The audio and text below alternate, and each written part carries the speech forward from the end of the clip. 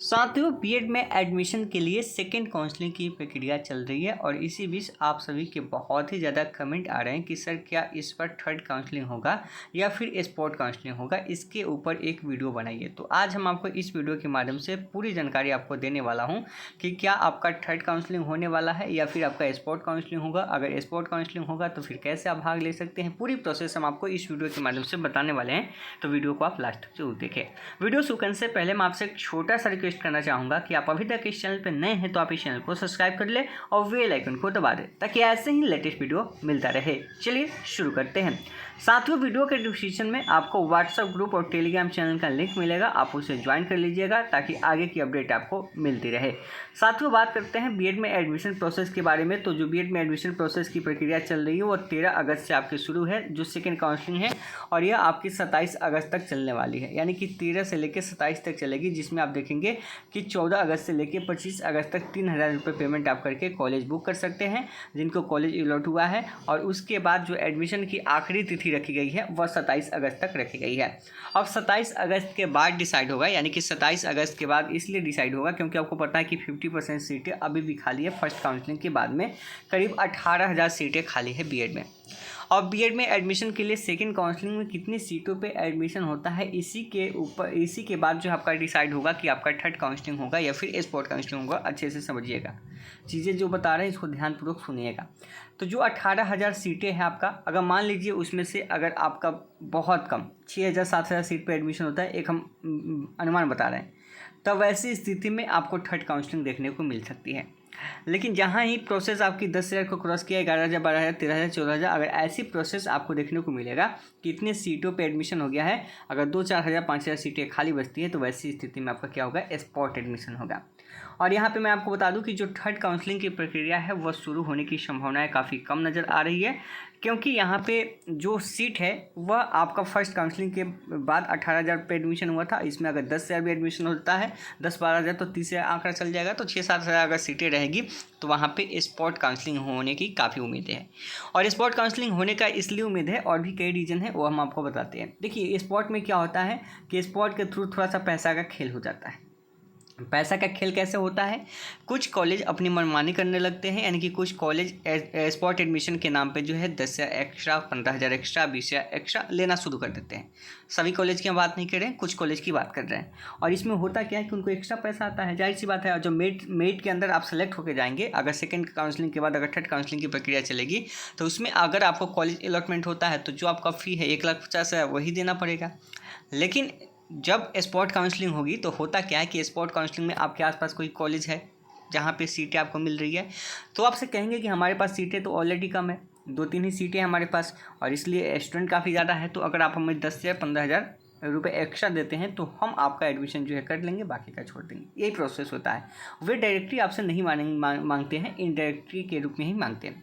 आपको जान के आश्चर्य होगा कि जो आपकी स्पॉट काउंसलिंग के लिए सीट जो है, यह आपका फर्स्ट काउंसलिंग से पहले ही आपका बुक कर लिया गया है। यानी कि जब कॉलेज वाइज फिलिंग हो रहा था उसी समय भी बहुत सारे कॉलेज ने क्या किया है, स्पॉट के नाम पे बच्चों से पैसा ले लिया है, उनका डॉक्यूमेंट भी ले लिया है, उनसे कुछ ना कुछ पैसा भी जमा करवा लिया है, और उनको आश्वासन दे दिया है कि आपका एडमिशन जो हमारे कॉलेज में हो जाएगा, और वो जो हो जाएगा अपना स्पॉट के थ्रू हो जाएगा।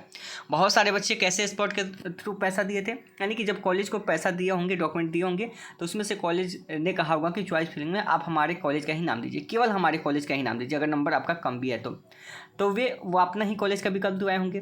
जाहिर सी बात है कि फर्स्ट मेरिट लिस्ट में नाम आ गया तो उनका तो वहीं पे एडमिशन हो जाएगा, क्योंकि पहले पैसा ले चुके हैं। सेकंड में आ गया, नहीं हुआ फर्स्ट में, तो सेकंड में आ गया तो सेकंड में हुआ, सेकंड में भी नहीं आया तो अब आएगी स्पॉट की। तो जो ऑलरेडी पहले से पैसा दे चुके हैं कॉलेज में, उनका डॉक्यूमेंट उनके पास पड़ा हुआ है, तो जाहिर सी बात है कि जब आप जाएंगे स्पॉट एडमिशन के लिए तो पहले उनका एडमिशन लेंगे कि पहले आपका लेंगे। तो जाहिर सी बात है कि जो पहले डॉक्यूमेंट अपना पैसा दे चुका है उसका एडमिशन वो ले लेंगे। आप जाएंगे तो आपको कहेंगे कि हमारे पास सीटें कम था, सीटें भर गई, अब हम क्या करेंगे। स्पॉट काउंसलिंग में यही होता है। फिर स्टूडेंट क्या करता है कि कहता है कि चलिए किसी तरीके से एडमिशन हो जाए, आसपास का कॉलेज भी है, अच्छा भी कॉलेज है, तो 10,000 एक्स्ट्रा भी लगता है तो कोई बात नहीं है, तो फिर 10,000 एक्स्ट्रा देने के लिए तैयार हो जाते हैं। तो जब लास्ट में होता क्या है कि ऑलरेडी मान लीजिए किसी कॉलेज में 100 सीटें हैं और पहले ही वह स्पॉट के लिए 20 एडमिशन अपना ले लिया है, 20 बच्चों का वह डॉक्यूमेंट ले लिया है, पैसा भी ले लिया है, समझिए। अब 20 बच्चों का पैसा ले लिया है, डॉक्यूमेंट भी ले लिया है। अब इसमें होगा क्या कि मान लीजिए फर्स्ट अलॉटमेंट लिस्ट में उसको 50 कॉलेज अलॉट हुआ, सेकेंड में भी 50 हुआ, लेकिन वह एडमिशन कितना कहीं करेगा, हुआ एलुमनी से 50-50-100 हो गया, लेकिन वह एडमिशन जो करेगा वह 80 का ही करेगा, क्योंकि 20 तो वह पहले ही ले चुका है, तो वह उसका किसी न किसी तरीके से अपने कॉलेज में एडमिशन लेगा। अब मान लीजिए आप कहेंगे कि सर कॉलेज तो अलॉटमेंट हो गया है 50, तो क्या 30 का ही क्यों लेगा। तो देखिए कॉलेज के पास बहुत तरीके होते हैं, आप जाइएगा तो बाकी से पैसा अगर 40,000 ले रहा है करके, अगर फर्स्ट इंस्टॉलमेंट कर रहा है तो आपसे जाएगा, जिसका एडमिशन नहीं करना होगा कॉलेज आपको माना नहीं करेगा, आपसे 75,000 तो मांग करेगा ही, उसके अलावा और टर्म कंडीशन जोड़ के कुछ एक्स्ट्रा पैसा बता देगा, जिससे आपको लगेगा कि इस कॉलेज में पैसा बहुत ज़्यादा लग रहा है और इसलिए आप छोड़ के निकल जाइएगा। और छोड़ के निकलिएगा तो पीछे से तो उसका सीट ऑलरेडी भरा हुआ है। तो कॉलेज के पास बहुत तरह तरह के तरीके होते हैं जहाँ से आप सभी को परेशान किया जाता है। आप सुनते होंगे कि कई कॉलेज है जिसका फी 2.5 लाख रुपये तक है, कई है जो 2,90,000 तक है, कई है जहाँ पर 1.5 लाख, 1,70,75। कोई भी प्राइवेट कॉलेज आपका 2 वर्ष में बीएड कराने के लिए कम से कम 1,70,75 से कम नहीं लेता है, सभी लेता है। कुछ ऐसे कॉलेज थे जो कि 1,50,000 60,000 में इससे पहले करते थे, ठीक है, 1,60,000 के अंदर करते थे, लेकिन वो भी इस बार से थोड़ा सा भाग गए हैं कहें कि अब वो भी पैसे के लालच में आ गए हैं और वे भी क्या कर रहे हैं कि एक्स्ट्रा पैसे की डिमांड वे भी कॉलेज कर रहे हैं। तो स्पॉट के थ्रू अगर आपको एडमिशन कराना है तो अभी से ही आप लग सकते हैं। देखिए कागज़ पे अलग डेट चलता है और कॉलेज के अंदर अलग डेट चलता है।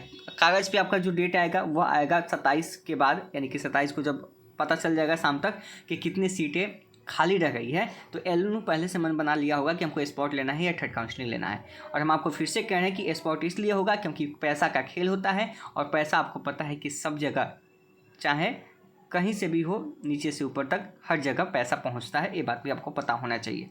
अब यहाँ पे संभावना जो है वह है आपका स्पॉट एडमिशन ही, क्योंकि स्पॉट एडमिशन भी आपका यहाँ पे बनता है कि आप यहाँ पे एडमिशन लेंगे स्पॉट थ्रू के, तो यहाँ पे आपको करना क्या है कि आपको भी पहले सीट बुक करनी पड़ेगी। अब कॉलेज में डायरेक्ट तो कोई सीट बुक करेगा नहीं, जब तक आप कॉलेज में जाइएगा नहीं, पता नहीं कीजिएगा, कुछ तरीका नहीं अपनाइएगा, तब तो होगा नहीं। क्योंकि कागज़ पे तो 28 को डेट आएगा, 27 को डेट आए या 28 को डेट आए कि स्पॉट काउंसलिंग होगा या थर्ड काउंसलिंग होगा, ये डेट 27 या 28 को आएगा। लेकिन ये सीट बुक पहले से चल रहा है और अभी भी चल रहा है, ऐसा नहीं कि नहीं चल रहा है। तो अगर आपके आसपास में कोई कॉलेज है, मायने ये नहीं रखता कि आपका कितना नंबर है, अगर आप पास हैं ठीक है, अगर 50 नंबर भी है, 45 नंबर भी है, 60 नंबर भी है, 70 नंबर भी है, तो आप अपने नज़दीकी कॉलेज में जो आपको पसंद है वहाँ पे एक बार पता कर लीजिए कि अगर सीटें खाली होगी तो भाई पहले बुक होता है, और जिनका बुक हो जाएगा एडमिशन तो होगा ही। बाद में होता है बहुत सारे ऐसे कॉलेज हैं जिसका सीट नहीं भर रहा होता है, तो वैसी स्थिति में जब स्पॉट का डेट आएगा तो नियम क्या निकलता है, देखिए नियम भी बता देते हैं कि जब स्पॉट का डेट आएगा तो उसमें नोटिस आपके सामने आएगा कि जिन बच्चों का first merit list, second merit list या थर्ड तो नहीं है, सेकेंड मेरिट लिस्ट में कोई भी कॉलेज अलॉटमेंट नहीं हुआ था या होने के बाद भी उनको मनपसंद कॉलेज नहीं मिला था, वैसे अभ्यर्थी को क्या करना है कि एक डेट आएगा 28 अगस्त के आसपास से, उस डेट से लेके अगले डेट तक अपना एडमिशन जो है किसी भी कॉलेज में जहाँ पे सीटें खाली होगी स्पॉट एडमिशन की तरह अपना एडमिशन वहाँ पे करा सकते हैं। अब ये बात हो गई। अब वहाँ पे कॉलेजों को निर्देश दिया जाएगा कि आप सभी क्या कीजिएगा, बच्चों का एप्लीकेशन लीजिएगा, आवेदन लीजिएगा और उनके नंबर के आधार पे ही आपको क्या करना है कि एक मेरिट लिस्ट तैयार करनी है स्पॉट के थ्रू। जैसे मान लेते हैं आप किसी एक कॉलेज है तो उसमें आप गए अप्लाई करने के लिए कि इस कॉलेज में हम अप्लाई करेंगे, तो मान लीजिए उसमें 10 सीट खाली है, उस कॉलेज में 10 सीट खाली है और उसके लिए अप्लाई के लिए आवेदन हुआ 100 सीट, उसमें बच्चे फिर से अप्लाई किए हैं उस कॉलेज में जाके, ठीक है, आवेदन दिए हैं, तो इसमें से 100 में से तो एडमिशन होगा 10 का ही। और आपको पता है कि पहले से भी कॉलेज अपना स्पॉट के थ्रू बचा के रखा था सीट, उसमें भी है, उसको भी देना है।